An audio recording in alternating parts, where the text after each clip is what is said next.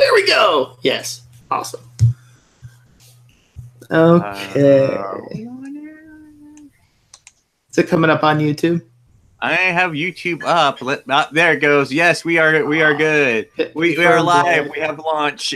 Yeah. We will probably stop by when he's done watching the Heavy Cardboard live stream. What are they live streaming? Shipyard. I think they went for an oldie but goodie after PAX. Got it. Oh, there's Mur. We were just talking about you. Hey, Mur.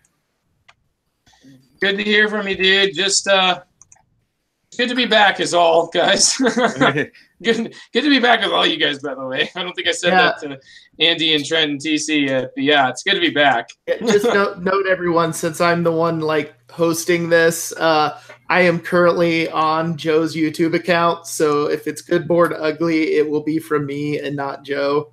And I promise I will not abuse this to destroy his reputation. Yeah, and let's read what he's already said. I swear I will not be asking out random people. Hey, whoa, Andy, I don't know what's coming next, but the whole here's my top 10 games as of this moment, I don't know what you're planning on doing with that, but please just leave it hanging there. No. See, I did a list like you do, so when I said top 10, it's actually 50. Nice. Top 10 with 44 top 11s. Is that the way it works? I think, the award for the most honorary mentions. Let's do a top 10. Actually, I came up with 24 games, and I wasn't going to let any of these slide off the list, so here we go. I like them so much. They're all tied for runner-up. Yeah, that's exactly the behavior that I've been known to do. Yeah, it was too stressful for me to try to cut any of them out. It was I didn't feel like I felt comfortable. Saying, So anyway, so I guess I'm doubling down right now. Rip it off. Be like, you know what? People put thousands of hours into this thing. Don't care. It's a piece of crap. Just throw it to the side. Yeah. So sweet of you. It's so sweet. What a wonderful role model. Yeah. That's right. Listen everybody. I did the same thing to students, right? Just be like, this kid's not worth saving. Throw him out. No, yeah, I think when Andy talks like that, I think he's really just trying to build up his resume for, when he starts speaking. No, did I tell you I actually ran into a former student at the emergency room? Really? Yeah. How did you send him there? Yeah. No, not actually there. There's only been 2 kids that have ever gone to the emergency room in my class, and both of them were idiots. So they. There's a legitimate. Well, when you're waving a pair of scissors in another kid's face while holding the blade and poking him with the handle, that's not going to end well. No.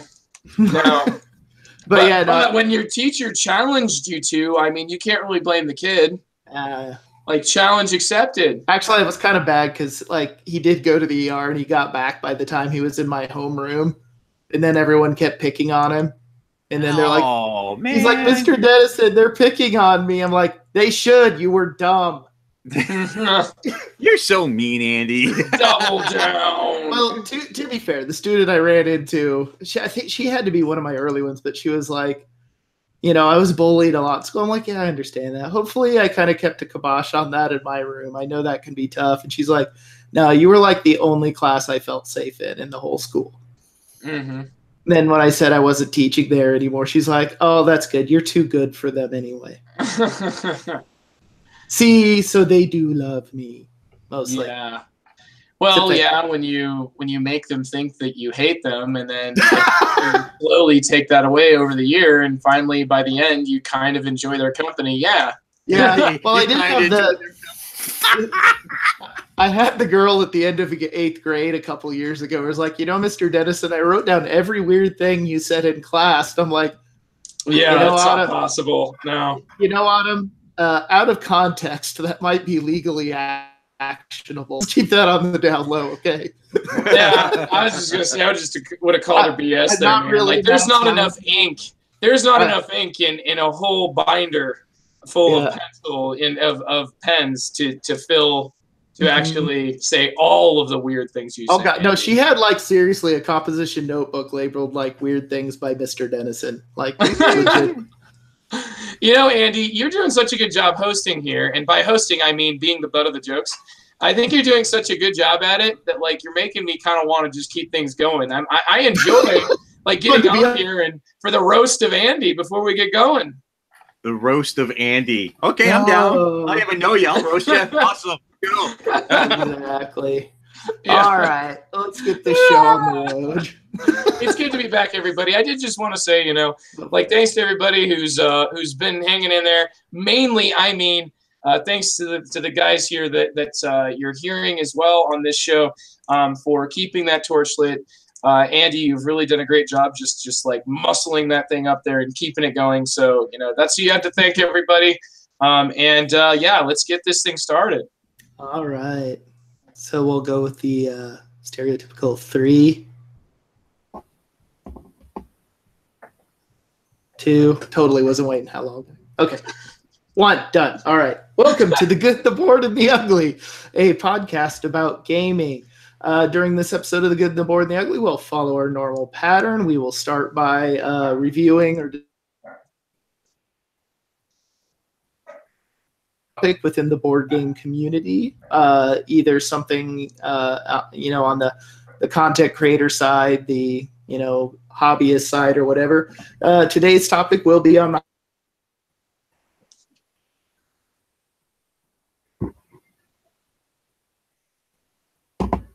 we'll end out with hyping games, things that we're looking forward to playing. Before we get started, I would just like to thank everyone who's shown up to chat with us and talk with us live. Mur, because he's awesome. He shows up like everyone. Well, Mur's always awesome. He just that's his natural state. Oh yeah, for sure. And also, thank you to Game Surplus, our wonderful sponsor. They have, I believe they still have their holiday sale going on. So go check them out. They are home of great games at at great prices. Also, I went there and checked there earlier today. I'm starting to see trickling in some of those hard to find Essen games that don't always make it over here so quickly and so easily. I think I saw an pre-order for 18 Lilliput, which I know Trent enjoyed. I'm still looking forward to playing that one. So go check out Game Surplus, your friendly online game store. Also, we'd like to acknowledge our cardboard cohorts, the Bridge City Board Gamers. Go check out their podcast, Cardboard Conjecture, and Cardboard in the Classroom. All right, so now we'll get to doing our reviews.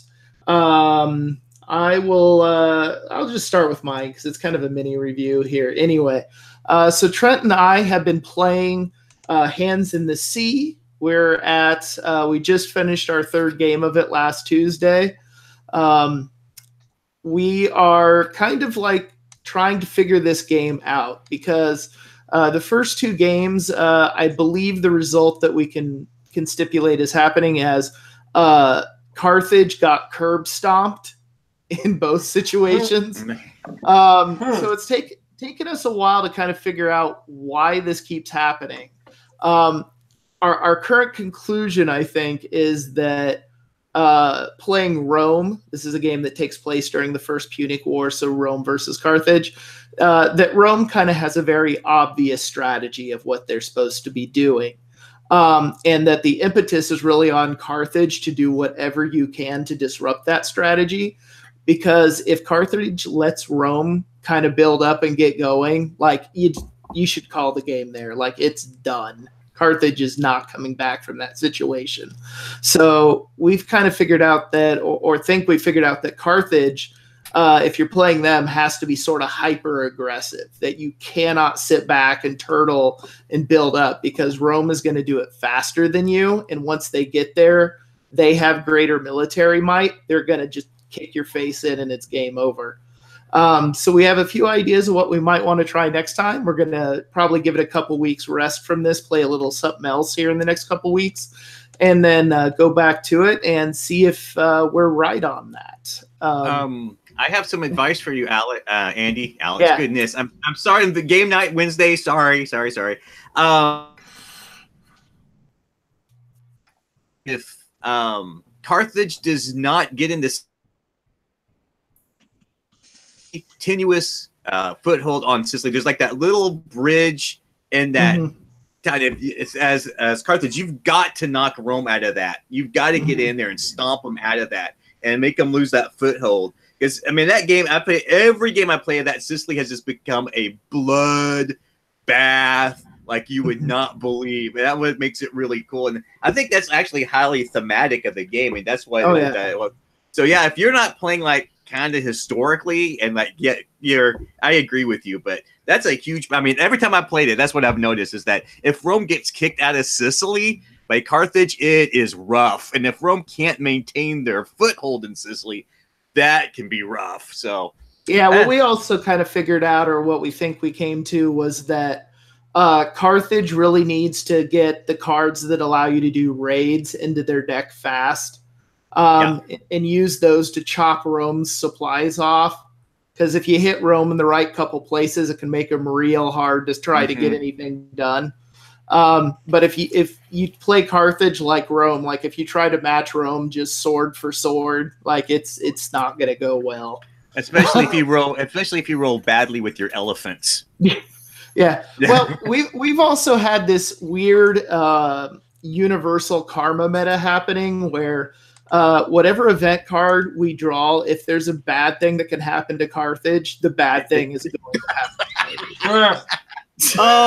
Oh yeah, that's another thing I really enjoy about that game is the events and that rotating thing you can buy at the top. There's something there's a lot going on in this game. Like I was way more impressed by it than I thought I would. It's such a step up from A Few Acres of Snow, and I know this came up through the Longview, and I got to play it through that, and I found a really nice used copy at my local game store, and I was like really kind of but once I got to play it and I found someone to play it with, I was like, oh my goodness, this blows Few Acres of Snow away. It does so much more, and it's one of those games that the more you play, the more you see it has such a tremendous return of investment on it if you can find the right person to play with.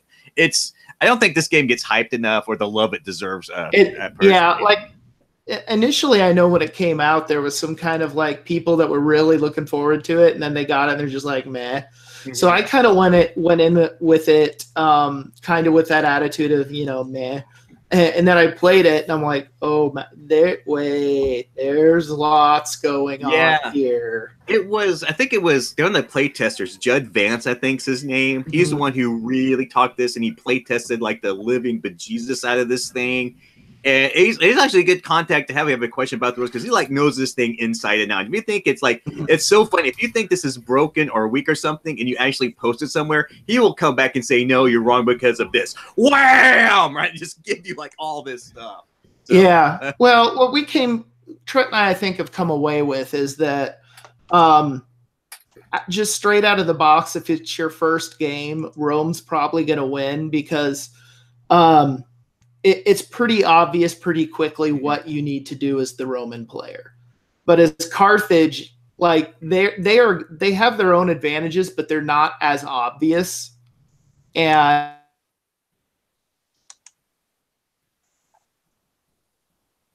kind of the point where we're at is we're starting to figure out what does Carthage need to do to disrupt Rome, because so far in our plays it's felt like if you're playing Carthage and you're reacting to Rome, you're already losing. You got to keep Rome reacting to you. That's almost true in almost any two-player war game, though. If you can take the initiative away from the other player, make them react to you, that's like half the strategy. You're halfway there to winning the game. As you gotta take, if you can take the initiative away from the other player. Yeah. So that's kind of my session report for Hands in the Sea. And hopefully maybe here after the holidays, Trent and I will sit down with that one again and see if our ideas are right, and we'll bring that to you. All right, so that's my update for Hands in the Sea. TC, why don't you go next? Or did we lose TC? I think. Do you want to hit this together, or you want to wait, or you want to do it now? Oh, hang on, guys. I'm having microphone headset issues here. There's been a number of issues during this. Already? Ugh, great. Okay. So, Joe, why don't you jump in? Sure, man. I got this. Yeah. Well, it's has been quite a while, so I feel like I've got a bunch of games I could probably bring up. But I'm just going to focus in on one. My voice would definitely appreciate getting one review in here, and not trying to do what I always do, which is review every single game and not tell people until I'm already in the middle of the review. I'm going to talk about first Endeavor, my first impressions of Endeavor: The Age of Sail. This is the new upgraded version of Endeavor: The Age of Sail. Endeavor, the game, came out in, I believe, 2011 or something. It's a pretty old game, so it's been around several years, and it is a abstract civilization game that just focuses on the sailing part of the colonization and sort of imperial age, and it is a very tight Euro game as a package. The original base game is one that I thought was very good. However, I did not think that it really offered enough replayability to make me want to keep reaching for it after I had explored a lot of the possibilities with it. I like when I really want to take it to the next level. I almost want to see more variability between game to game, to keep me, I don't know, I guess a little bit more interested, not just me, but also the rest of the table. So exactly what I wanted has been delivered in Endeavor: Age of Sail. The exploits, which I've gotten a chance to try, seem very, very engaging. The way that they sort of offer up changes to the game, but not drastic changes, and especially ones that don't come into the game until the game is well in going through its course. And the thing that I appreciate about that is it gives you enough time to sort of tailor your economy towards whatever exploits you might want to interact with. Just for a general overarching concept, you're going to be taking actions in this game by sort of this tableau building aspect that happens at a very deliberate pace. You'll be using elements of your tableau by stationing workers in them, a resource which you're going to be able to upgrade from round to round. You have 4 different upgrade trees that allow you to sort of keep acquiring these tokens with symbols that upgrade you on these tracks, and one of them allows you to open and free up so many buildings in a round, and you get those workers back that use them, as well as the ability to get more workers in a round, the ability to build better buildings, and then finally the ability to acquire these cards that represent sort of contracts and business endeavors that you are doing in the different areas that were in the golden age of sail, these sort of areas that were trade hotspots, such as the Far East, the India, Africa, South America, North America, and the Caribbean are all elements of the Endeavor: Age of Sail. And each of the exploits interacts with 2 different ones of those areas. And once both of the areas in question have been opened, which is something that doesn't happen until a little bit later in the game, that all these areas need to be opened first. Well, then after that, these exploits will come into effect that have some sort of a game-changing rule and some sort of an end game scoring that you have to that you can acquire. So I think that the exploits are extremely engaging because they add more historical flair to a game that I feel like had a beautifully Euroized civilization theme and civilization structure, but one that really can benefit from more of that, more of the context. I don't think there was a ton of context. I think people would see Endeavor and maybe point that finger and say it's a soulless Euro. I don't think people are going to do that when you're playing with 3 different historical exploits, and I think those exploits are really, really, really cool. The base game is just as solid as it's always been. It's actually got a little bit more replayability, just in the form of a lot more different end game buildings that kind of can be available. There's 7 different ones, and you only ever play with 3, so it does have more replayability, but still isn't that big of a deal. Anyway, just all in all, I'm very, very happy with this game. Endeavor Age of Sail, it's a very fast-playing Euro that does a whole lot of stuff at once, and now it's got enough replayability to keep me coming back. So, TC, I don't know exactly if this is going to be up your alley, considering that it is very much on the Euro side, but I think if you look at those exploits, they can be pretty interesting, and maybe they'll draw you in. I had misunderstood our schedule. I thought you two were going to address a different game, and I was really confused for a moment. Anyway. Yeah. I've actually played Endeavor Age of Sail, at least the previous edition. I haven't played the new edition, but I liked what I played. I thought we were going to discuss something else because I saw in your hype. I did too. I think that's why I was confused. Oh, you looked at what I put down for hype and thought I was okay. No, that's going to be that'll be coming up later on in the episode. So, yeah, I'm not really sure. Okay, TC, let's have you go here. Okay. On that I got internet fixed. Okay, good. Yeah, I wanted to review what apparently Joe's going to hype. That's why I brought this up, because I got a chance to play a few games of Fireball Island. The Rob Daviau reinterpretation of the quote unquote classic Milton Bradley game, right? Quote unquote. Yeah, because I've actually played the original. Someone actually brought it out a few months ago at game night before this was even announced.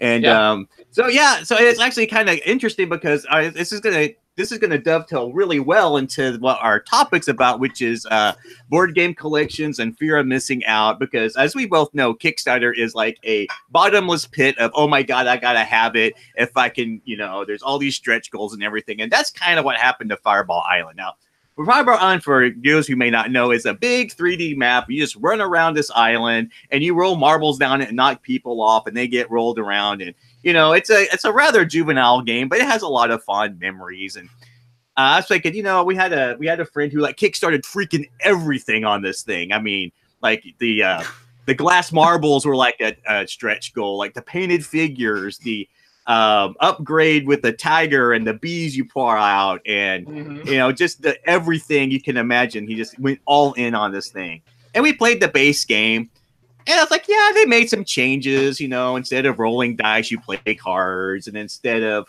and then you have another action you take in it. You take photos, and there's a set collection thing going on, and if you get hit by the fireball, it's not near as devastating as it was, and you're not trying to there's a gem and you can steal it from someone. You can just hopscotch over it and get it. And, we broke it out and we played it. And it was like, yeah, this isn't too bad. I mean, I don't think it'd be a game that I would necessarily want to restore, but okay. For what it was fun. My kids loved it. My wife was like recording every moment, oh, we're going to set the marble down. I got to record this and take pictures of the thing. And, oh, this is great. And I was like, oh, it's okay. And then I opened up my Kraken rum. And I poured me some rum, and it became a better game. Right? And we had fun with it, and it was okay. I was like, well, I don't know why I would need this over the original, but okay, it's nostalgia and it's good, and we had fun. And the upgrades are just crazy out of control. I think one of the upgrades he got was a crouching tiger, hidden bees. And there's this little plastic tiger you just launch randomly, and it flips on the board, and you try to knock people off with it. You pour this bucket of marbles, and it's the bees. You can get stung by bees, and you're stealing pots of honey. And that's with rum. This can be okay. And my kids, it's definitely a show. I mean, you'll get people's attention. And Liam was like, "Oh, I want to play this game, Dad." Oh, okay, we'll get it going. So the question becomes. I don't know, how much did that Kickstarter end up going for? Can anybody? The whole thing was hundreds of thousands. I thought it was almost $1 million.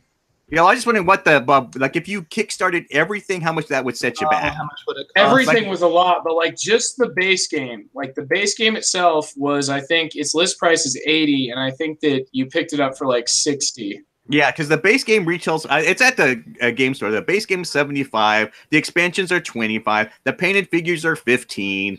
There's another deck of cards. So yeah, Amir says $155. Okay, maybe. If you have kids, definitely. If you have alcohol, most assuredly. But it is so do you combo them if the kids are like, "Daddy, let's play out"? That's where you put it in your. That's where you put it in your soda. You're like, yeah. Fireball Island dude, this thing almost raised $3 million on Kickstarter. Holy crap! And it was $60, and it came with all those all the extra stuff, like a deck of cards and then an extra thing of marbles. Basically, is what the extra stuff was. And the extra thing of marbles really is just a replacement, so it's not something you need. It's like plastic balls instead of marbles with the base game. Yeah. Yeah, so it's like 75, and yeah, so I think if you bought all this at retail, you'd be spending pretty close to 200 for MSRP. And yeah, it's here's the bottom line with it. I would definitely put down the $150 if I knew I could get the three of you to play with me. Just to see your guys' reaction, right? I'd be like, dude, I got Fireball Island. I'm coming to see you guys, and we're playing this. And just to watch you guys like, oh, what's going on? Oh, like, yeah, this thing hits you and you fly off. And yeah, this is funny. TC, I don't want to hit you with my hype early, because my hype, if you check, is actually the same game that you're just talking about right now. But, like, I have this game, and I have a story to tell. So it's... My family played this, everybody but me, at Gen Con. And they had a very good time with it, but they were taking it as a very light experience. I mean, it was essentially like, it's mostly look at the bits, let's goof off and have a guy running around the island. Oh no, there's a giant fireball. They were not taking it as any sort of serious strategic thing. It was almost treated as if it was more like a toy. Yeah. But they had a blast with it. And the bees, I thought the bees were going to be stupid. You dump them in, you have to dump them in Valkyria, and they just go everywhere. And I was like, wow, that's actually a lot cooler than I thought it was going to be. Well, yeah, the way that the bees worked, actually, like I bought those post-market because I saw them in our local game store.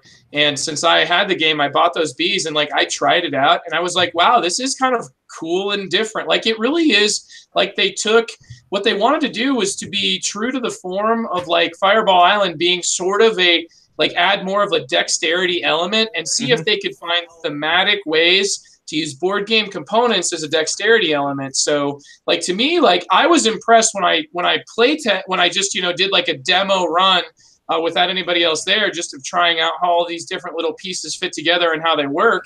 And it gave me that sort of mousetrap joys. So I mean, I'll talk more later about the reason you might not ever hear me actually review it, but that'll have to wait till our hype.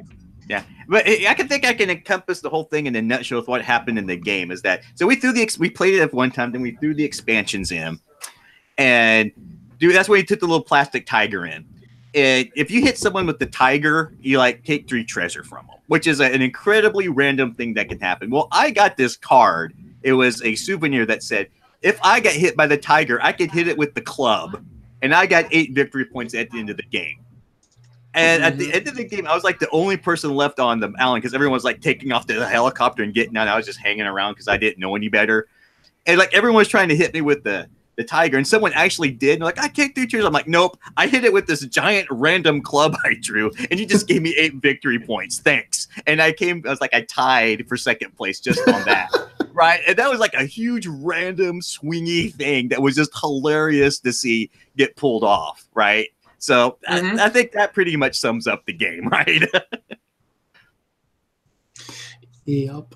Okay. Probably. Yeah, it's one of those. It's not a grand strategic experience. They really tried to keep in with the, with the spirit of it being largely a game that's popular and memorable because of how much of a toy it is. Yeah. I can agree with that assessment. But there's all. But there are so many other games I'd like to. I hope this does well for restoration because there is a ton of other games I'd like to see him try to restore.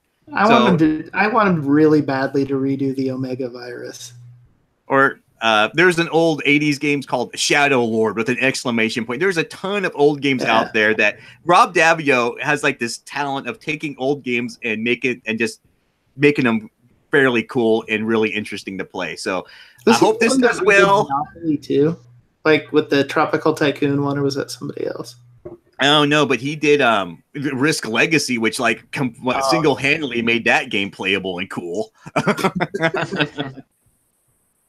All right. So next up will be Trent. What are you reviewing for us today? I'm going to review The Flow of History, which I might have reviewed a long time ago, but I played it several times again since, and I feel like I want to talk about it again. The Flow of Is History. it the Deluxeified version, Trent? Yes, that was. I will actually mention that because that was one of the games I played as the Deluxeified version. Nice. Okay, cool. So the Flow of History is a game that's currently published by Tasty Minstrel Games in the US, but it was originally published by Mo Ideas Game Design. It's a game for 2 to 5 players, but I probably generally wouldn't play it with 2. I don't think it works so well at that number. So I would generally describe it as a 3 to 5 player game with a 2-player variant that's not the best. It's designed by Jesse Lee, who also is the designer of Ponzi Scheme. Had to think of the name of the game for a minute. So it's the same designer of Ponzi Scheme. Thematically, this game is a civilization game, but what it really actually is it's a rotating auction for variable player powers, where players have the ability to snipe auction bids. That's really what you're doing in this game. There's this deck of cards that represent different elements of history. What they actually functionally do is they have some sort of variable player power on them of some kind. Various things can happen on the cards. A lot of times it involves getting an extra card for free or earning some victory points at the end of the game or so on. And throughout the game, the play goes around the table, and on your turn, you can do one of a few different actions. But the ones that are really relevant are you can either bid on one of the cards that's out in the row. So there's a number of cards equal to the number of players plus 1 out in the row all the time. So you have a little marker that represents you. You can if you have it in front of you, you can put it out on one of the cards along with a bid. You start the game with 4 coins. And the economy of the game grows a little bit per game, but you're always bidding some amount of money with it. So one thing you can do is you can bid on it. If it gets back to you and you still have a bid out on a card with your marker on it, you can claim that card. It means it made it around, no one outbid you. The thing that can happen though is players on their turn can snipe someone else. What that means is they can match your bid and give you your money back. Plus you get a little bit of an extra bonus amount of money, depending on other cards that you've already collected. If you've collected certain cards, you can get a lot bigger bonus. This prevents you from basically blocking this prevents you from getting blocked out of a card you might want, unless that person has been saving up a lot of money and has more money than you have. Then obviously you can't overbid them. So it ends up feeling a lot like an auction game, like a once-around auction game, where if it gets back around to you and you're the initial bidder, great, you get it, but anyone can outbid you if they so choose. And there's good offensive reasons, meaning you really want the card, or defensive reasons, meaning they don't want you to have the card, reasons to snipe. And the sniping in this game gets really mean. That's part of what makes this game fun, is that it's very heavy on the player interaction. So the sniping ability, because, probably half the cards that are acquired in this game are done by sniping. A lot of times that doesn't make it back around to you. Someone has taken your card. And the only time you generally get a card you want is when you put a huge bid on it and no one wants to spend that much to snipe because it's prohibitively expensive, or they can't. That often happens. So throughout the game, you're accumulating this tableau of variable player powers. Some of these cards, when you get them, allow you to attack other players, generally either stealing money from them or knocking their cards out of the game. So when you take an attack card, you're accumulating military symbols on the cards you have. And if you have more military symbols than they have, your target has, then you can just kill one of their cards. Most of the cards attack everybody. A few of them that are a little bit less intense allow you to choose a specific player to attack. Generally, those are early in the game and are used to knock off someone who's taken an early lead. Later on in the game, you kind of sink or swim based on what you built. So there isn't much hand-holding later on because almost all the attack cards are attacking everybody. And I kind of like that. I like it because this is a game where if someone got a really early lead in symbols, they could kind of snowball and just go all the way out the door. The early attack cards allow you to chop them down a little bit, which is nice. But it doesn't affect the end game. It doesn't really become a king-making game most of the time. I really like this game. It's a card game. It fits in a pretty small box. It's fairly easy to teach. It's really, really heavy on the player interaction. It feels like almost like a Kinesia weird auction game, except the stuff you're bidding on is variable player powers, and a lot of the variable player powers are mean. So if that sounds appealing to you, you probably will like this game. Tasty Minstrel made a deluxeified version of this. There's a regular version and a deluxe version. The deluxe version's nice. It's almost, I feel in general that Tasty Minstrel's quote deluxeified games are needlessly nice, for lack of a better way of putting it. Like, they've got these component upgrades that are really cool, but they don't really add anything meaningful to the game other than just pure bling. Yeah. Like these really neat little intricate little metal coins, but there's no different than little cardboard chits that are in the basic version in terms of functionality. They just look really cool. This is definitely true of Flow History. The deluxe version is very, very pretty, but it doesn't add any functionality that's not in the basic version, and the basic version's in a smaller box. So take that for what you will. The coins in the deluxe version are really pretty, but it's a good game if you like mean auction-style games and variable player powers. If those kind of things scratch your itch, you're going to enjoy this one a lot. Don't play it with people that don't like player interaction. They will hate it. I have never played this with anyone that liked multiplayer solitaire games that didn't utterly hate this. I can see that. Yeah.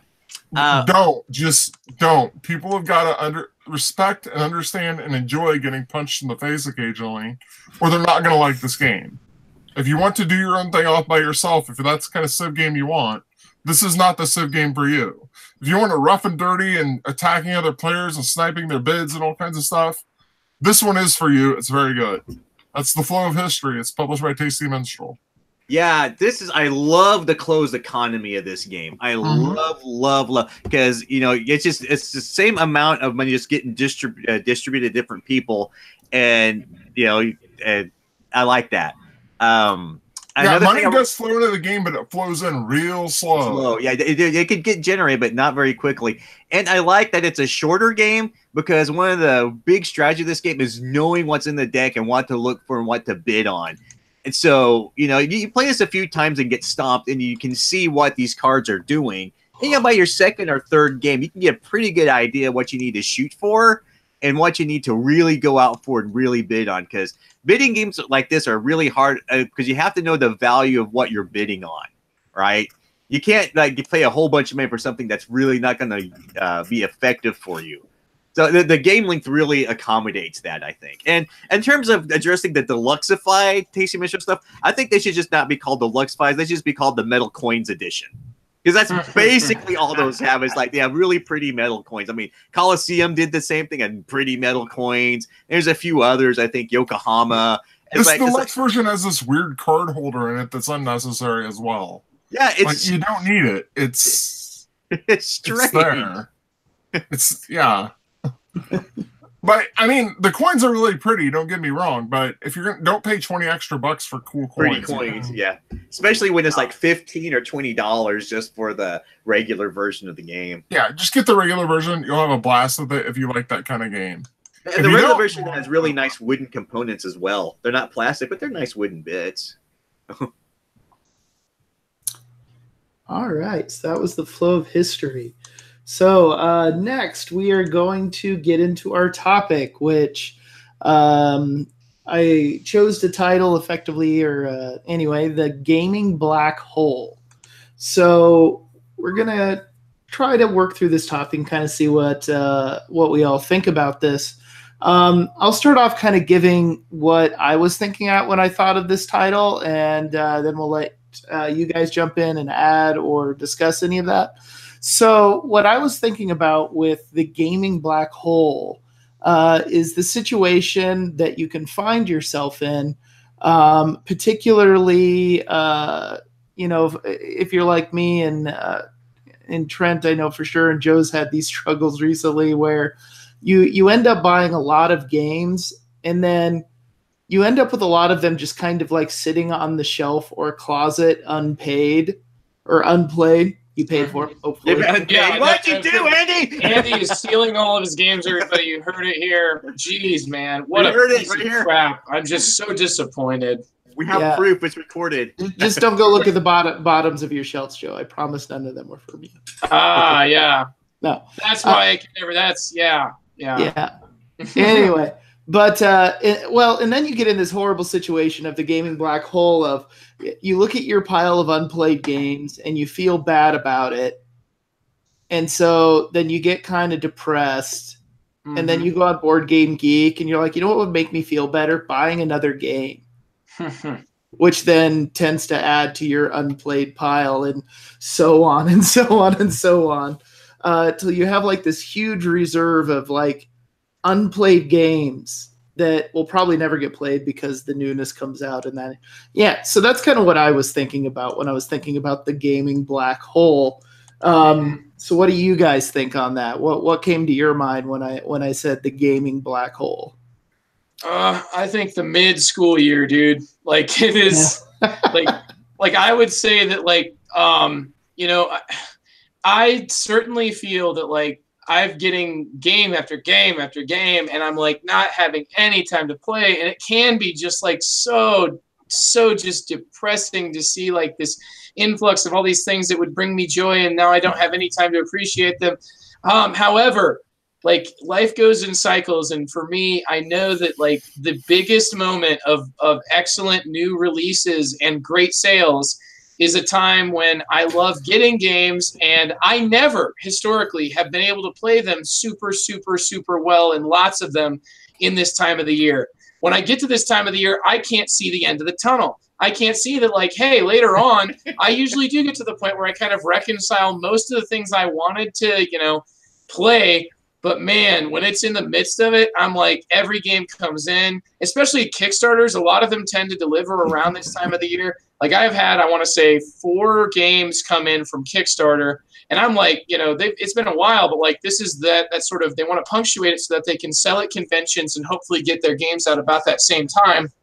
Mm-hmm. And I'm just finding that like games are coming in and I'm having to just, you know, look past them and not even really consider that, you know, like this is something I could even learn about, because even if I learn the game right now, I'm not going to have time to like play it. It's just it's a survival mode. It's something that I've had to come to terms with. It's tough, man, because like, you know what? Like this is that hardest time of the year. And there's a lot of people who probably have jobs that are like this, that are like, you know, in the midst of that hardest time of the year, like the thing that keeps me going is like the consideration that like at some point I will be able to have some more time to where I can, you know, take care of the people close to me, keep up those relationships, and be able to get some time for just me, and be able to get some time for just myself. You know, those things will come. And to a certain extent, the purchases that you're talking about, Andy, can be that moment where I'm coming back to grips with the fact that like this time will pass. You know, there are times that just need that, but like, God, is it hard in the middle of it? And it's like, wow, another game comes in and all I want to do is just go and like dig my head into the box. The last game that came in and just cry, just like, you know, just have like my shoulder just resting on this game box that I just am like, well, at least you're doing something for me since I can't play you. DC, what about you? Okay, one of my biggest pet peeves is going to someone's house to play a game and looking at their game collection and seeing games they own still in shrink. And I'm like, dude, you have this game, you have this blah, blah, blah game. Yeah. I'm like, dude, let's play it a little bit. Dude, you got it. This, you know, I'm just like, when did you get this? Oh, I don't know. I'm like, it's just this, it's like seeing a toy still in a package, right? It's like, these things should be ripped up and opened and played with. And it's so, it just feels sad for the game sitting on the shelf still in shrink. And when you first mentioned this topic, Andy, about the board gaming black hole, it brings up a really funny story that applies to me. And this might time into FOMO, or the fear of missing out. And as you probably know, one of my first big entries into modern board gaming was Arkham Horror. Mm-hmm. Now, you probably know, and everybody knows, that Arkham Horror has about 2011 expansions just to that second edition board game. And boy, we were in as like, dude, we got Arkham Horror. I have to like get every single thing made for this game because I love this thing so much. And I got like the 3 big box expansions. I've got the little box expansions. I got the promos. I got all this stuff. And it got to where I I got everything for it except for the very last one, which essentially was an expansion to all the expansions. It's called Miskatonic University. I kid you not. That whole box was either errata or more expansions to the expansions that were already out. And what we discovered when I went berserk and got everything for this game is that we didn't use it.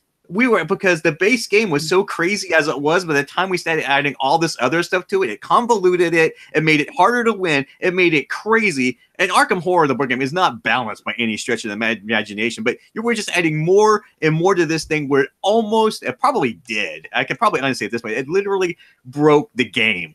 And it got to the point where we didn't want to break it out anymore because we had to separate all the expansions. We had to figure out what expansions we want to put in and all this stuff. It just got like, you know what, no.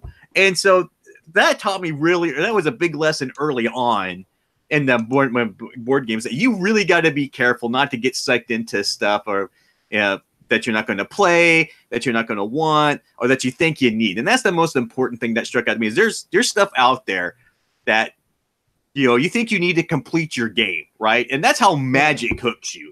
That is the insidious part of Magic. It's like, you have got to keep up with this thing because you want to get everything for it because you like the game so much. And Wizard has taken that thing all the way to the bank, and it's emptied your wallet, your savings, your child's college fund. It just wiped it all out for you personally. Yep.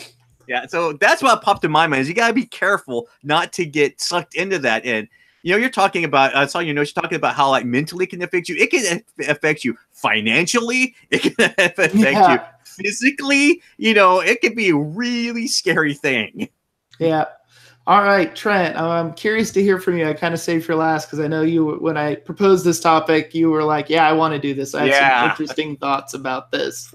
People almost always buy Okay, so people have passions about certain things in life, and a lot of times when they get into a situation where they're buying things for that passion and then not using them to as much as they should, or leaving them in shrink in the case of board games, or only playing them once before they buy other ones. What that is it's their life essentially telling them that they want more time for something than they actually have. And that's a very hard lock to break out of. I mean, that's what it is. This doesn't just happen in board games. It happens in all kinds of different hobbies that people have. They'll continue to read about and spend money on the hobby, but they don't actually have time to participate in it for whatever reason. This is it happens with books a lot for people that are avid readers. They don't have the time that they want to just curl up with books all the time, so they end up buying books and then leaving them unread on their shelves. It happens with a lot of different hobbies. In fact, there's a word for it, unread books. It's a tsundoku. It's a Japanese word that basically means the pile of unread books you have. It's literally the same thing with board games. That's what we're I talking can about. see that. Yeah, you just don't have the time in your life that you want to devote to this. A lot of times it comes from you started off and you did have the time at a point in your life, but your life circumstances changed, and you ended up pulling time away from that thing that you were passionate about, and you missed that. You missed that it's gone. For me, my solution to it is I'm guilty of this too. I end up with more games than I have time to play. What I found is that for me to feel personally happy about a hobby, I either need to block off, and I mean this is sacrosanct time for this hobby, or I just drop the hobby. If I don't do one or the other, I end up very unhappy. Right. And so I have 2 or 3 hobbies that I spend time on, and those get time blocked off for them. Like, it's in my calendar. My wife knows it. And then, like, this is actually considered part of my hobby time right now as I'm recording this. Right. But, I mean, I have board gaming time a few times a week, and that's board gaming time, period. I need that for self-care, or else I go crazy. Board gaming is therapy. I love it. I mean, essentially, it essentially is. That's what it comes down to. Dude. Yeah, you got to have some time when you just take care of yourself and enjoy yourself. Yeah. And so, but I would, if I was single again, if I was back in the state I was right after I graduated from college, I would devote more time than I do now to board gaming. I would play more games than I do now. Mm-hmm. I go to 3 or 4 or 5 board game nights a week because I really enjoy the hobby. It means a lot to me. And I only get to go to 1 or 2. That's enough to keep me sane, but not enough to keep me as happy as I'd like to be. Yeah. And I realized that channels itself to an extent into getting more games. That's how I channel it. I know that. Yeah. And you kind of accept that, though, because if you don't accept that, then it just creates even more stress. And that's when it's like, I think what you're describing, Andy, is the gaming black hole. Right. Yep. Yeah, there's definitely a balance, though. Like, for me, I found it can swing either way. And what's been hard for me in the last year is coming to the realization that I don't need everything. And that kind of ties into TC when you said the fear of missing out. I think that's where people can get sucked in when you look at a game and you're like, oh my God, that's such a great looking game. Like, you buy it because you're afraid you'll miss out on the experience. When probably realistically, there's several games on your shelf that are going to give you that same quality experience. But you're afraid of missing out. Like, this has happened twice to me this year, and I'm working on catching myself better than I was. But the other time this can happen to a gamer, but a video gamer, is when Steam has their holiday sales. Oh, yes. You just go nuts. Yes. The Nintendo Switch did that with the Black Friday sort of deal with their eShop, which I was just shocked because of how, like, to me, everything for the Switch seems brand new. But yeah, huge sales. So Andy, you take off during those types of like Steam sales? I can, yeah, because it's like, well, the other thing is, like, my computer's so out of date that, like, I can only play old games, and those are the ones that are like, $5 to $10. Yeah, so it's like all like little tiny purchases, and then like a month later, you're like, mistakes have been made. Yeah, 12 games. If you're buying that many, by the way, gets up into the like $200 range. Depending on, what they are, even if, they're all really, really, really good deals that aren't going to be around. Well, and even further, they're all really, really good games, and you're never going to have the time to play all of them. So why the crap are you, it's the same thing as the board games too. Like, a lot of good games come out every year. I think that's what they know they're selling to. Like, when they do those really short-term, really high-level sales, like, they know that they're selling to people that are like, I can't say no for that price. You know what I mean? Because, like, I feel like we always have interest in things, right? But then we have to make these sorts of margin calls that are like, well, I'll get that, but only if it's a super, super good deal you can't pass up. And then they know that they're doing that, and they know that the people, for the most part, that are getting it are people that otherwise, they don't have time for it in their life, but they're getting it because it has, because they can't pass it up for that cheap. You know what I mean? They just simply can't. And it's like, when you're in that state, if you can find games like that, get games that would make great gifts for people that because that's, like that's really like, you can get advantage of the sale, and you can pass it on to somebody who really likes it. I think that I now realize why I've received a set of golf clubs from my uncle once. Yeah. They were just too good at the sale. I told my daughters, and I'm like going to buy her like some Deluxified Kickstarter. Be like, oh, I'm sorry. You don't want that war game, honey? Okay, I'll play it. I'll take it. That's fine. That's different. I mean, this is what I'm saying is you buy it, and you know that, well, if I'm not going to use it, at least, I'll keep it on my shelf for 6 months. After 6 months, if I still haven't touched it, this person would be a great person to give it to, and that's going to be their birthday around that time. And then you end up saving money on their birthday, and it can kind of work out. I found that, like, getting games when they're super cheap, if you're planning to give them as gifts, is, as long as you have a place to store them, something that feels really, really good. Yeah. Well, it's like if they're going back to Steam, it's like you go to Steam and have a sale, and you're like, okay, cool. Fallout 3 is like $20. But for an extra 10, I can get everything, all the DLC for it, right? So you buy it, you play the game for like 3 hours, and you're like, and you never touch it again. It would have essentially been cheaper just to buy the base game, right? Right. Yeah, or you just get trapped in that one. And then, I mean, the other issue is, I know this isn't the same for everybody, and they're the people that can have 20 boxes in shrink on their shelves. But like, I'm someone, like, one of my favorite aspects of getting a new game is not just playing the game, but punching and sorting it. Like looking at all the components and putting them in the baggies and having it all organized in this great system for putting it out and taking it down and all that. Like I get joy out of that. So one of the problems I can get into is I look at all these games that are like unplayed and I feel bad and depressed about it. And it's just like your brain's going in the background. You're like, it'd make you happy? Buying and sorting another game. It would. And you get the same joy making the game, printing out the game, creating the game, then sorting it, right? Just go the further extra mile there, dude. I'm with you on the joy of punching out a game and organizing it and reading the rulebook and all that stuff. Mm-hmm. But my problem is I get about one really evening free a week where I'm by myself to do hobby stuff, and I always wind up playing solo games. Rather than doing that, I end up like playing Leaving Earth or something, and so then I don't end up punching out the game that I have. And well, I mean, like that's because you're using that time to actually engage with the hobby. I would say that's definitely not a negative thing. I just really wish that for me there was like more of a impetus to play a lot of those solo games. Like I just have a very difficult time going through all the steps and stuff, and I know that and if it says GMT in the box, it's a 10-hour process by itself. But setting it up could be a 10-hour process. And then you'll have to play through the game, but it'll say every single thing that you need to do.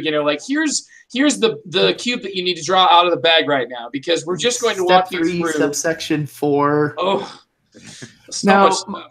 Yeah, I think part of my problem with that is I got a lot of games that are good to play solo, but I just don't have like a terribly great place to have them set up and leave them set up in my house. Mm-hmm. So I don't do that as much as I probably would actually enjoy. But yeah, like I get insane with AIDS and stuff. So like when I sit down to play a game with someone and like, let's say it's their game and they're like constantly looking through the book and we're passing around the instruction book. I'm just like, why have you not printed player aids? Dang well there's player aids on. What is wrong with you?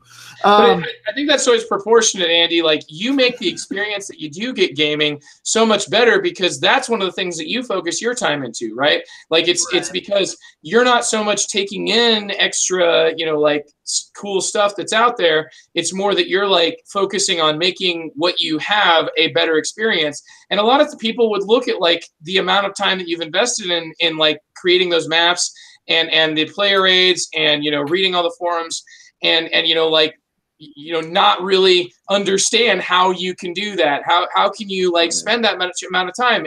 But at the same time, like you look at people who have all the extra games and be like, how can you get that extra game? Like, how can you still keep that positive idea when for you've come into the hobby and found exactly what you want and just want to like make it work the best that you can. It's just, it's a different form of expression. I think that it just being able to accept that, like where it is that you're at and being able to come to terms with who you are is, I think, one of the biggest things. And sometimes I don't even feel comfortable in my own skin because I will sometimes, based on the mood that I'm in, flip from being a TC, which is like, every game on my shelf needs to look like it literally just got run over.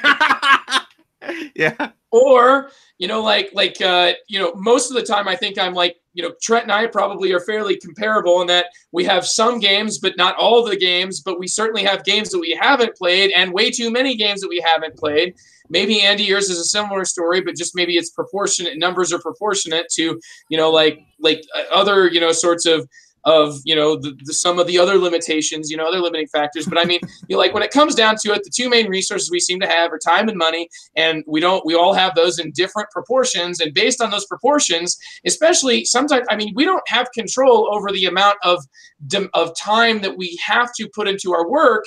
And a lot of times we'll have to put in more time, but we get more out of it. But ultimately it ends up like draining the one resource that allows us to enjoy the money that we're making by spending more time. And it's just that sort of of, well, if it makes you feel better to buy something when you're working that hard, do it. If that's all that you get and that's all that you can appreciate, I do feel like that needs to be somewhere. It needs to be sustainable. Somehow you need to have ways to purge the games that you're buying that you're not using, ways that make you feel comfortable and feel like they're getting used. Hopefully those aren't just going and giving them all to Goodwill, and even worse yet, just throwing them all away because you can't. You want to sell them, but you can't sell them because it's too much work. So you just end up like getting to the point where you're so stressed that you just go out and throw them away because you're done talking and you're done thinking about them. Like that's, there's so many different being on the ropes when you're very stressed that you can result in some weird things that just you go out and you're like,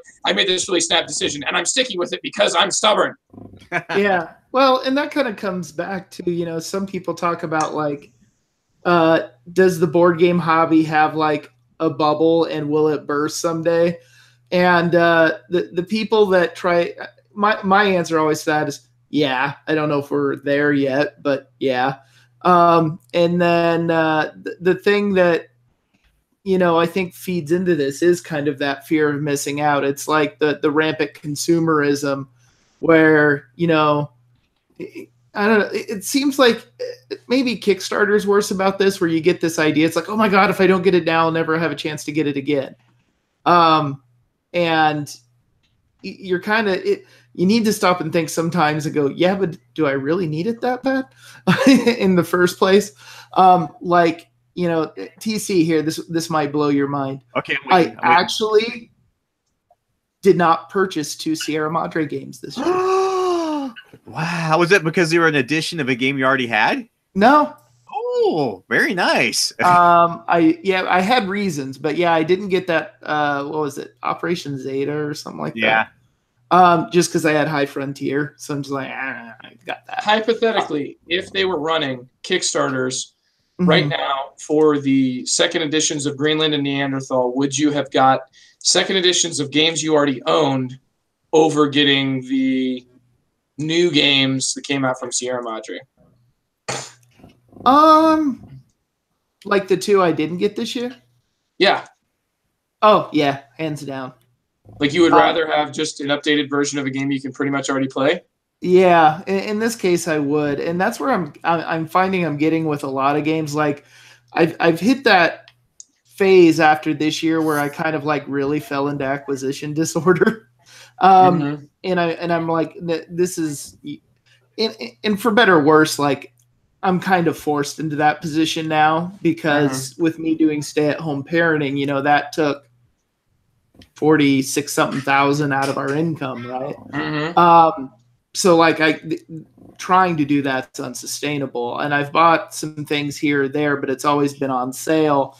And usually when I look at it, I'm like, do I really need it? Or is this just because I think I need it? And so what it really caused me to do with these 2 Sierra Madre games was just go, if I had the money, yes, I'd probably get them because it's Sierra Madre. But in reality, would I rather sit down and play this or would I rather sit down and play Greenland? I'm like, actually, I think I'd rather sit down and play Greenland. Okay, then I don't actually need that game. Yeah, but I'm talking about you already have Greenland, and you're talking about slightly increasing. Whatever you have, it's chiefly cosmetic difference, but you're still slightly increasing it for that same cost of the new game. I mean, no, yeah, and I see what you're going with, and to kind of address that again in a different way. Yeah, I would still go with Greenland because I legitimately am getting to the point where I'm looking at the number of games that are sitting there unplayed, and as you said, your board game time kind of goes in these ebbs and flows, right? Mine, for the most part, because kids, family, and negotiations and all in that form, for the most part, mine's consistent. But it's consistently not enough to play the number of games I was buying. Yeah. And so that would cause me, and has caused me, a level of stress to sit there and look at them and go, I can't get those played. It doesn't help that I buy oddball games either, but but that's neither here nor there. But it's starting to get to where I'm accumulating games that they're just not getting played, and I don't know when I would have time to do that. And so, like, yeah, I kind of have a reaction almost of like, if I'm going to get a new game, I'm like, this has to be different enough to matter. And for another thing that I kind of came to terms with was, I think another trap you can get into is if you're a content creator, because there's kind of that impetus that, you know, people will be like, well, what do you think about this new game? What do you think about this new game? And I also kind of finally had to come to the terms of that, of being like, yeah, I'm sorry, guys. I'm just, that's not where I'm going. I will play it if someone puts a copy in front of me. You know, for example, this happened just at our last game night. 3 years ago, the new one everyone's really hyped about, Teotihuacan, right? Yeah. I would have bought that hands down, no question.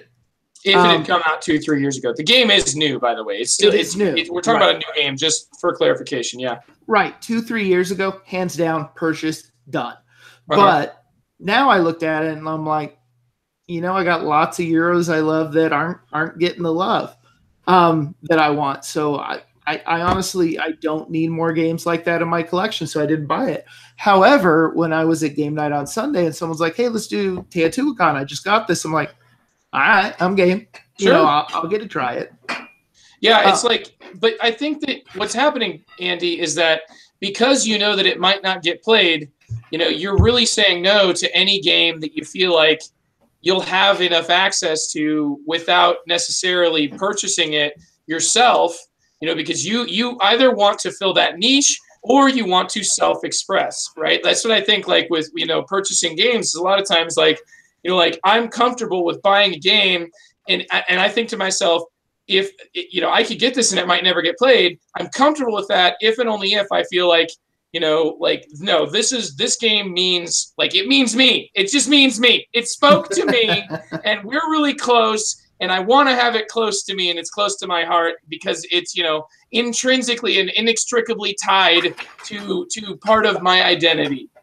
Yeah, well, and part of it for me in avoiding sort of the gaming black hole or trying to dig my way out of it is I've really tried to come to grips with the concept of fear, the FOMO, the fear of missing out, because, like, it's a legitimate thing. Yeah, I mean, I've been hitting that. I mean, Keyforge has only been out a few weeks, and that's already hitting because people are playing like an insane amount of money to get like a deck with the 4 horsemen, and there's a lot of debate whether that's actually a powerful combination to have or not. But what's driving is people want to have it, and they think they're missing out by not having it. I mean, and there's also kind of limited supplies, dude. I went to our local game store just to try to get a deck so I could try playing it once with some of the guys, and yeah, they were sold out. It's really tough to find any copies, like, and especially the starter sets. Like, yeah, the starter sets are gone. And and of course, like, you know, they're also now the secondary market phenomenon, which is all fun. But yeah, for an example, that one, I'm just like, yeah, no. But here's the thing, even with Teotihuacan, right? Like, it wasn't even to the fact that, like, I knew somebody else would get it, so I didn't fear not having it. Like, I legitimately just looked at him like, looks like a good game. I don't really need to play it. I don't, whatever. Like, it just wasn't that big a deal. I mean, even same with some of the Sierra Madre games. And I've even kind of almost got to that point with Splotters where I'm just like, I don't know if I think really do anything to do. The pyramid, dude, I think what's starting to see is that you keep on sort of adding another. It's like, you know, you started with this really wide base that involved lots of different sections of the hobby that you might have added to your collection. Your game collection really represents this pyramid because you keep on sort of just shedding different things that you either know you don't no longer enjoy. Sometimes you make mistakes and just decide straight up that I'm going to demolish this part of the pyramid because I was wrong all along and this game actually sucks. Or I was wrong when I bought it and I was misled. Infamous Traffic is still good, Joe. Yeah, that one wouldn't even be in the pyramid. Andy, you're talking right now about it would be a stone, an irregular stone that got left in the quarry. That's like all my games. Ah, wow, yes, well, yes. No, I'm like, legitimately, you're talking about, like, give him out as birthday gifts. I'm like, No, Yeah, nobody would you give that to somebody who just would never get played. Like literally there would be no worth in giving it to anybody else. Be like, I'm gonna give this game to my nephews, my sister-in-law, and be like, oh, what's that about slavery? They'd be disappointed with what they got. They'd be like, what? This feels like I just got 7 pieces of paper and a sheet of squared chits. Like this is what you got me. And you're like, dude, I paid $60 for this. Or a rule book with footnotes. Yeah.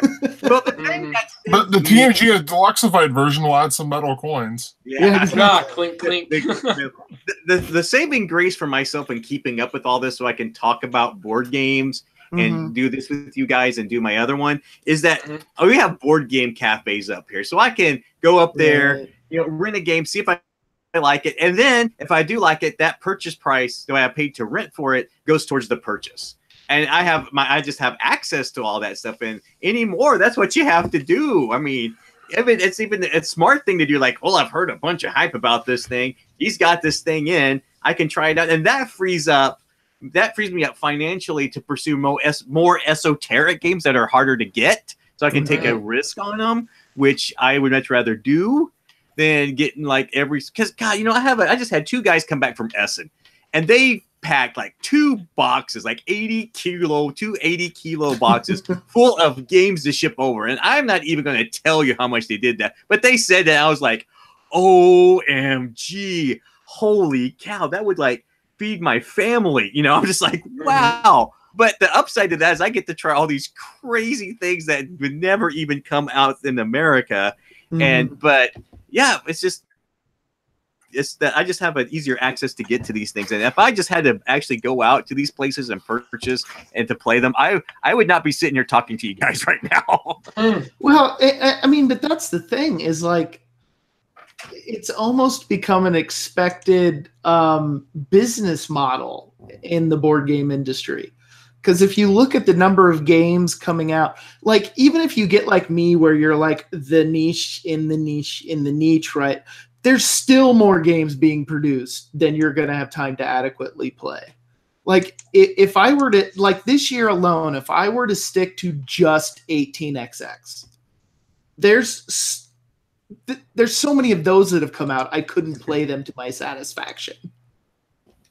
It's going to get worse, dude, because people that play 18XX games are still looking to incorporate a lot of the elements of the hobby that they appreciate. I mean, you're seeing that there's more and more designers of them all the time. Yeah, well, you're seeing a more professional approach even from the folks that have done it for their whole life. Like seeing the production behind 18 Lilliput, the way that it fits into a small box, the way that it incorporates a lot of modules, the type of things that gets people interested in that this game that I play right now won't necessarily be the same experience as what I play later on. All these different elements that are unheard of, at least in my experience in the 18XX genre, are getting added, which just show that it's like all the other genres. It's continued to expand and it's continuing to mix with other genres because all of us gamers enjoy all sorts of different opportunities. And I think that if I can comment about just the healing power of being open towards all elements of the hobby, I'd like to comment for a second about the Gamers Club I did at school, which I haven't said,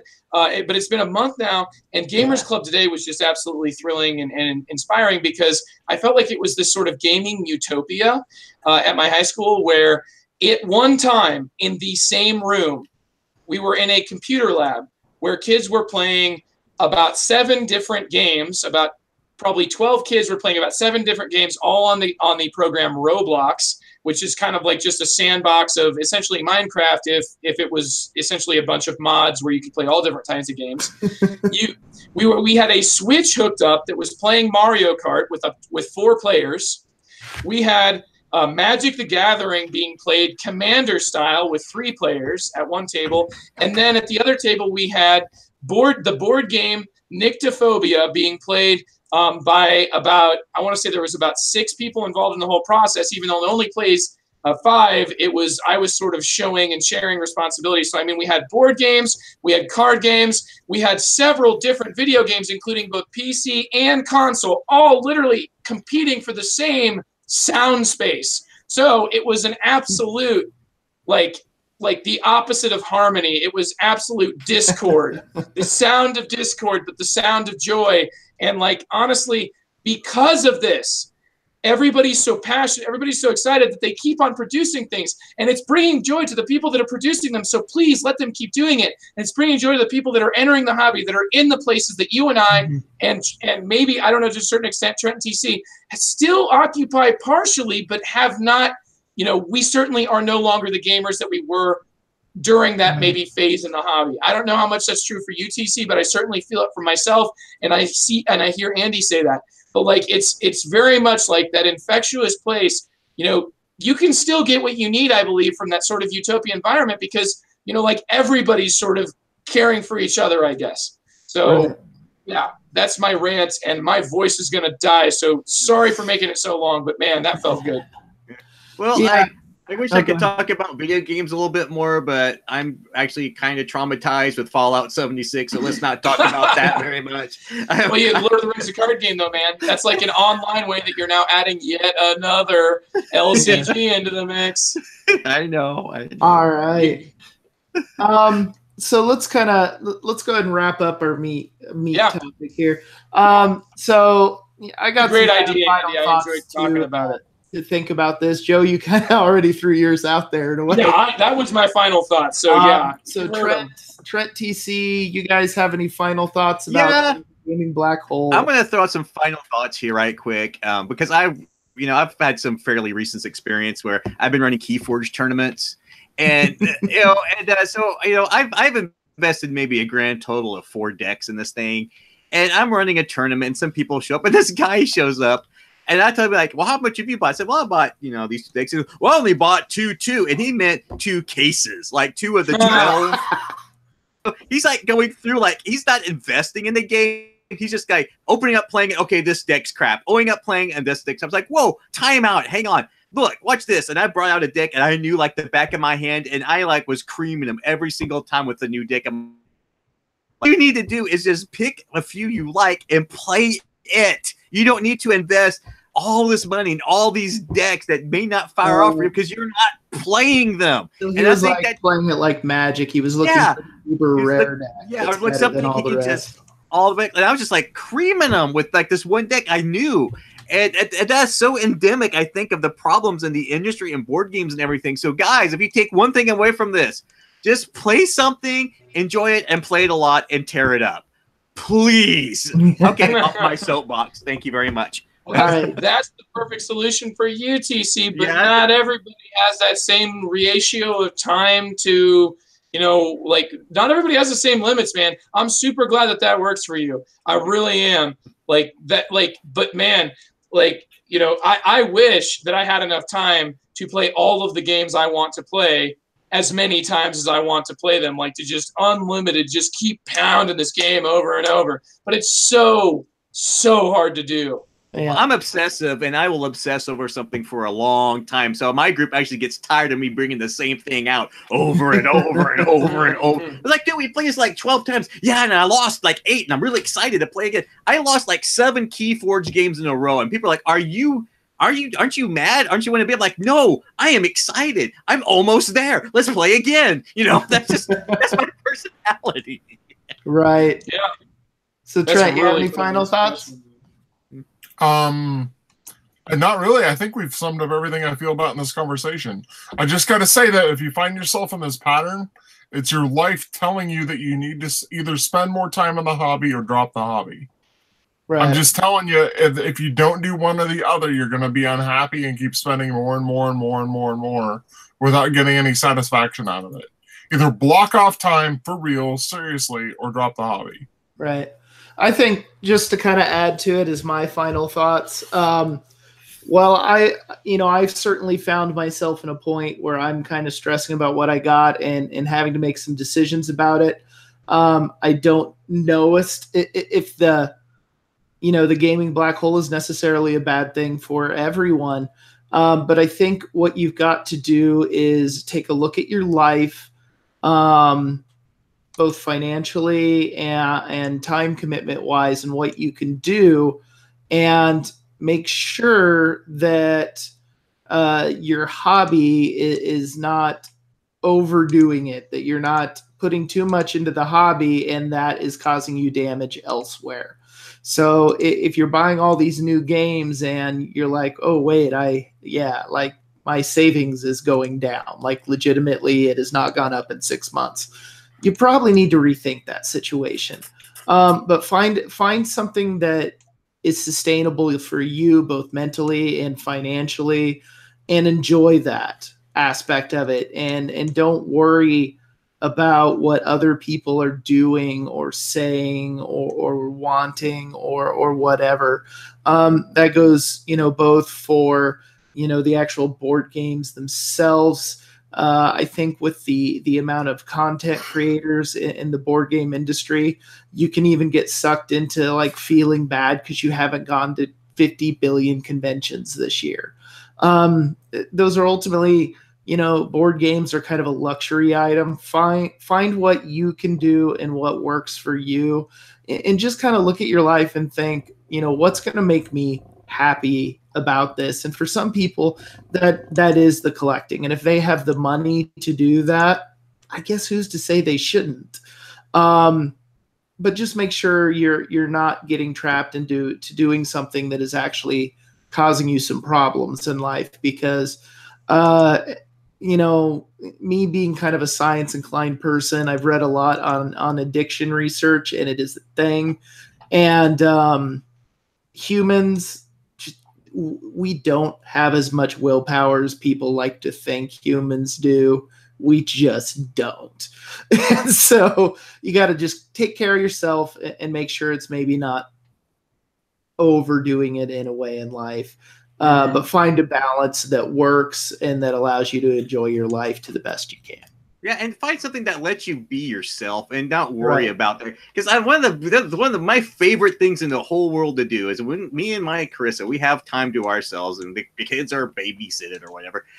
We have a day to burn. One of our favorite things to do is like just go take a 2-player GMT war game and go to like a board game cafe and like play like Paths of Glory all day and just watch the people go by going, "Are you playing a war game? Yeah. Is that your wife? Yeah." And they give you this weird look. And I know I've accomplished something really good in life when that happens. Yep. Anyway, so that's our thoughts. If you all out there have any thoughts, feel free to jump on the guild and share them.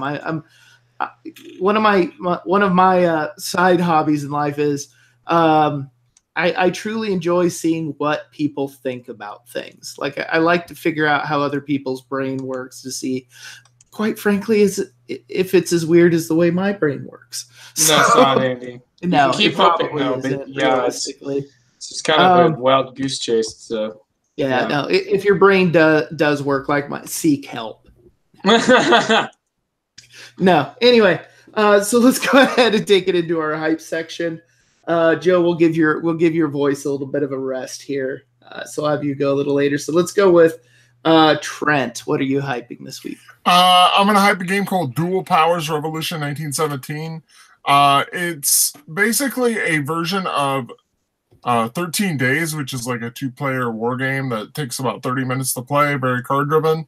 It's a lot like that, except it's maybe a little bit deeper. It's set in the Russian Revolution in 1917, so you're essentially playing the communists versus the people that wanted to set up a normal democratic government there as the two opposing sides. And it seems to play fairly similarly, except the sides are very asymmetric rather than the almost pure symmetry that 13 Days had. Dual Powers has very asymmetric sides, plus it appears to have some sort of solo mode. I read the rules for the solo mode, and I don't quite get how it works. It would be one of those things where if the pieces were sitting in front of me, it would probably all click, but it doesn't. But I very much enjoy 13 Days, Fort Sumter, games along those lines, so I'm looking forward to playing this one. And I know a guy in our group that will probably have it, so I'm pretty sure I'll wind up playing his copy. Yeah, I really enjoyed Fort Sumner. I was wondering how this looked compared to that, but you seem to address it. Oh, yeah, I got a chance to play Fort Sumter with Trent. That was good times. Yeah. All right. So, TC, you're next. Okay, this is late hype. This is late hype. A few years ago, Fantasy Flight put out a game that I rather enjoyed. It was called Warhammer Quest, the card game.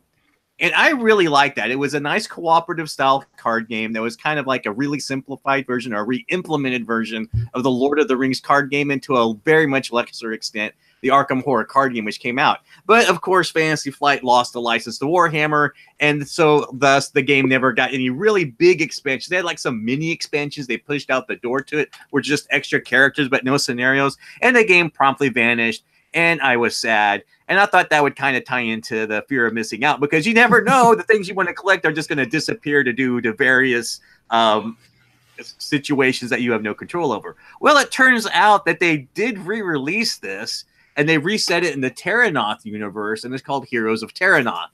Now, I'm pretty excited to try this out, because, again, I love the Warhammer Quest card game.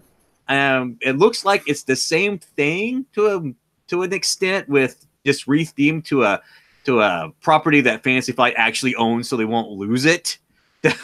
So I'm excited to play this and see what's changed, if it's the same, and how they support it. But, you know, since I just found out about it and it's been out for a while, maybe that doesn't speak well to how well they're going to support it. So there we go. There's some late hype for you guys. Heroes of Terranoth. All right. I'll go ahead and jump in, since mine theme-wise follows TC.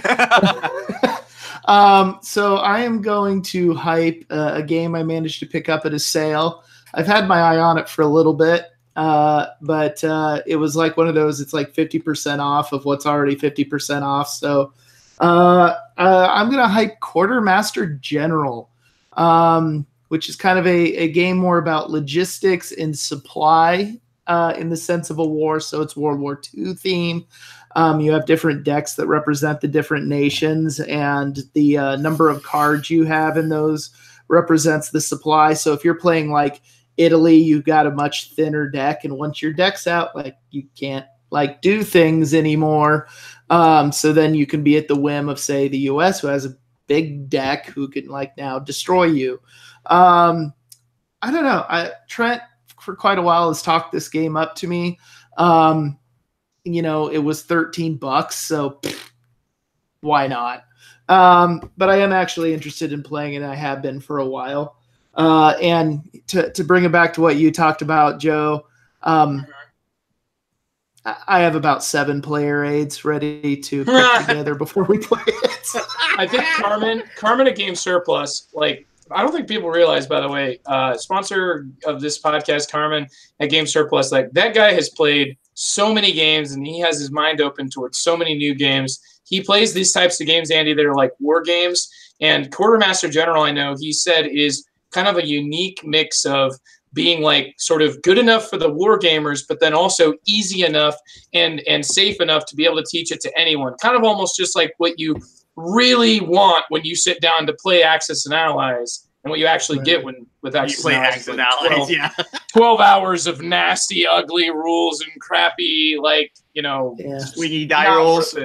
Yeah, like legitimately, this is a war game I can bring to our game night and actually expect it to get played. Yes, I mean, it's like super multiplayer, and there's many rules for how you can sort of like divvy up the different powers, so that you can really do it with any player count. I've seen it being played with 3, and I hear people say that it really sings best at the higher player counts. But then at the same time, I've heard people complain that like there are certain powers that almost suck to have to main them. You know, like you almost want to like give them to somebody who's got another one. Italy, yeah. Italy. Yeah, well, funny enough, I was watching a World War II documentary, and they talked about Italy, and I'm like, yeah, that's thematically appropriate. They did not do well at all. But anyway, yeah, I am actually intrigued to play this. Like, TC, the FOMO in a way, you know, kicked in, because I immediately, of course, I bought it. So I'm like, oh, expansions. Let's click on that link. There you go. And they are not available anywhere. Yeah, so I see Carmen's in chat. So Carmen, if you find a Quartermaster Air Marshals, let me know. I want to try this one because it's a logistical game about getting right. It's much more logistics than it is combat, and that I love interesting spins on war games, and this is all this one keeps getting mentioned, and one of these days I'm gonna have to. It's gonna finally irritate me enough I want to try it out. Right. Well, and this is one like I could play with Joe because combat is card based, and it's it's like I play a card and attack. Do you have a response? No. Okay, you lose 1 unit. Not I'm rolling dice. Oh look, I rolled 6 sixes. You all die. See, that's the game I wanted to play with Joe. And I saw they had Axis and allies and zombies, and that's the first thing I want to play this with Joe. Yeah. Nice. Just need to add a little bit of Fireball Island flicking. Yeah. So anyway, that's my hype Quartermaster General. I'm looking forward to playing this. I really want to see how that goes. So we'll end with Joe. Hopefully his voice is back and ready to go for the end here. Then we'll finish it out. Got this. Yeah, I got this. All right, so it's kind of a mini review maybe because I doubt I'm going to dedicate more airtime to this game, especially looking at all the other games I've been playing. You've already heard a little bit about it. It's Fireball Island. I would say here's my experience. I got the game. I learned how to play it. I sort of demoed how the different the dexterity elements, the way that the Volcar, basically the way Volcar works in this one is that there's 6 different orientations, and every orientation has access to 3 different paths. I believe it's 6. It might be 5. I forget exactly. It might be more of a 5. But anyway, the way that it's facing, says which paths that it could go down when you slide marbles down Volcar's throat. And I do find that like having those multiple options and whatnot, it's like what it used to be, only now it's slightly better. And that's the way I feel like the actual gameplay of this, just like Stop Thief was, it's like the way that it used to be, only now better. And the only now better is like kind of incremental. It still has that sort of like underlying, okay, the base game here is, let's all be honest, like it's pretty much boring, point-to-point movement, pick up stuff, set collection. Like it's very much just an easily taught Euro, or not even Euro really. Let's say Euro. I guess. I mean, I don't know how they kind of Euroized it, but they certainly wanted to make it swingy because it has some of those pretty big point swings that you wouldn't necessarily associate with Euro designs. But they certainly have Euroized most elements of this game. Like specifically, as TC was saying, the movement is no longer a die roll. There is a die included in the game, but it's only whenever you're going into a cave that you roll the die, and then that tells you you always have a choice, unless you roll the same place that you're in, of which 2 different spots you want to pop out on. But I mean, like that to me is not, still not limiting. So I think what the design wants you to do is to be able to engage with the mechanisms like you previously used to, like tactile, pick up your piece and move it around the board. But they want you to at least feel like you have a little bit more agency over what happens. And I had this game out. I sort of like lightly taught people how to play, but they largely learned from the rule book because I was busy playing and teaching another game. And then one of the players in that game said to me after it was done that instead of putting it back in the box, I could just put it in the trash. And yeah, that's very, very much a coarse way to put it. And I think the individual would probably stick by what they said. But, when it comes down to it, I think with a little bit more experience in the hobby, you don't say something like that to somebody whose game you've played. But anyway, it's, just in general, like I knew what to take with that it. Would be like, oh, this game's garbage, throw it away. I designed that. Yeah. It's like, well, and there I am, like, I've never even played it. I still haven't played the game because it was such a negative experience. It seemed like, having one player being so negative about it just is like, oh, that's going back in the box. I'm done with it. I don't want any more negativity spewing into this. I can't have this right now. I need this to be positive. Make it go away. So I'm still hanging on to like trying to find the right group for it. I think that it's going to be my game group at school that would love it, but I also don't exactly trust that it wouldn't just turn into like a toy, because I'll tell you right now, there still is just, like when you see something tactile, you want to play with it and you end up kind of reverting back even as an adult. You take these things and you're like, okay, TC, you've played with the tiger. Like whenever I see that tiger, I think, oh, if I bend this just a little too hard, it's gonna snap, isn't it? And this is a really important piece. This is like half of the expansion, and basically one little plastic, bullfrog plastic piece that looks like something cheap that you get at the fair, together with a kazoo that you blow through 3 times before it stops making noise. And I think that, so I get it. I would start playing around with it and be like, bendy, bendy, bendy, oops, snap. And I feel like that's what my students would do, just because that's what I want to do. If I hadn't spent the money, I might. But anyway, I'm worried. But at the same time, I think that there's the right place for this game, because I really do think that their work in terms of making this beehive something engaging, something different, something that I'm excited to really try out. I think that the way that those bees, that's just an example of how they're using this sort of tactile elements much better than the base game, which was basically just a crappy roll and move that had a mousetrap element to it. And it's less popular than Mousetrap, so it's rare enough to be cool. And it's also kind of got that 80s flair to it, whereas Mousetrap is getting consistently updated. So when you play it, it also creates some nostalgia, and then people who had fun with it are like, oh, this is just like it used to be. It's not like those dumb games like Mousetrap where all you do is set it up and put it away. No, this game is basically still about the setting up and putting away, but it also has some cool physics-based gameplay, meaning that it involves some dexterity and physics elements to it, but really you're not going to have a ton of control, and it's going to be the same sort of spirit is conserved as the original game. And I think for that reason, it's not going to be best appreciated by those looking for a strategic experience. So stay far away if you think that. And that's all I have to say about a game that I probably won't ever review, but I'll at least type it here, and that's Fireball Island. Yep. So I believe we can sum up Joe's hype by saying Restoration Games needs to do Mousetrap next. Well, no, I'm telling you, Shadow Lord. Give me a 20-minute rant on this game in an episode, and I will tell you exactly why. That's a teaser, by the way. I think if they did Heroes, they need to update one of those VCR games. Oh God! What is that? Dude, Atmosphere? Yes. Oh, it'd be beautiful. I think they need to do one of the VCR golf games. Yeah. VCR golf. Good times. Yeah. All right. So that wraps up another episode for us tonight. I'd like to thank all of those who joined us in chat and who will be watching this or listening to this after the fact. That is awesome. So we always enjoy interacting with you guys, and it helps the more we can get in to tell Joe he's not right. That helps him a lot.